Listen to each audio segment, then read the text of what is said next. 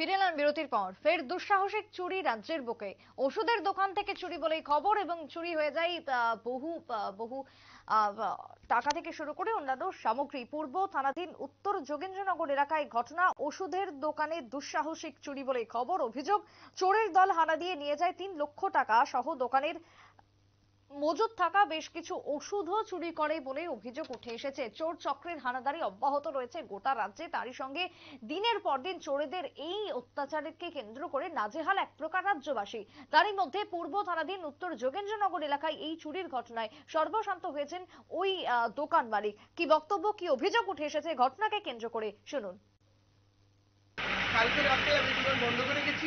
সকালে এসে দেখি আমার দোকানের সব লন্ডভন্ড পরিস্থিতি।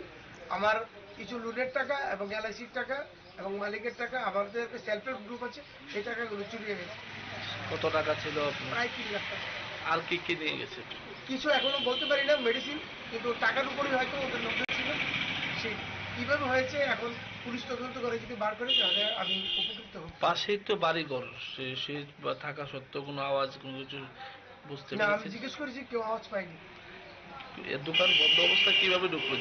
পেছন দিকে দরজা আর পছন দিকে টিন কেটে ঢুকেছে। কিভাবে এখন দাঁড়ালো কোনো কিছু দিয়ে কি? হ্যাঁ, ধারালো জিনিস যত কেটেছে। পুলিশ ঘটনাস্থল খবর পেয়ে? হ্যাঁ, পুলিশকে জানানো হয়েছে, পুলিশকে দেখে গেছে, বলছে তারা ব্যবস্থা নেবে। এমনিতে পুলিশ এদিকে আসা যাওয়া করে কি রাত্রেবেলা? এমনিতে আসা যাওয়া কয়েকদিন আগে দেখেছি, কিন্তু কালকে দেখিনি। এই এলাকা থেকে আরো চুরি হয়েছে এরকম?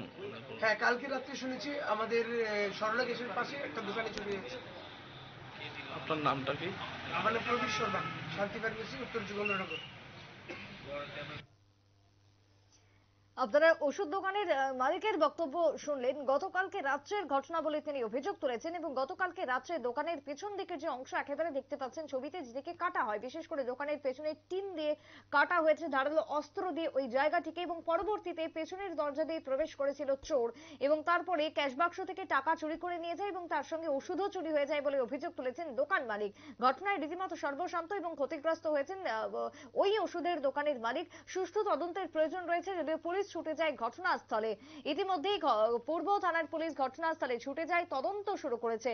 তবে আশপাশ এলাকাতে রয়েছে মানুষের ঘরবাড়ি এবং সেই জায়গাতে মানুষজন রীতিমতো আতঙ্কগ্রস্ত হয়ে পড়েছেন গতকালকে রাত্রের এই ঘটনায়। আজ স্বাভাবিকভাবে প্রজাতন্ত্র দিবস এবং সকালবেলাতেই দোকান খুলতে যান ওই দোকান মালিক এবং তারপরে চক্ষু চড়ক গাছ চুরি হয় গতকালকে রাত্রে বলে তিনি অভিযোগ তুলেছেন এবং রীতিমতো ক্ষতিগ্রস্ত হয়েছেন তিনি বলে আক্ষেপের সুর ব্যবসায়ীর পক্ষ থেকে। রাতের নিরাপত্তা আরো জোরদার করতে হবে, পুলিশের পক্ষ থেকে টহলদারি বাড়াতে হবে বলে দাবি উঠে এসেছে ক্ষতিগ্রস্ত ব্যবসায়ীর পক্ষ থেকে। ছোট্ট একটা বিরতির পর ফিরছি, সঙ্গে থাকুন।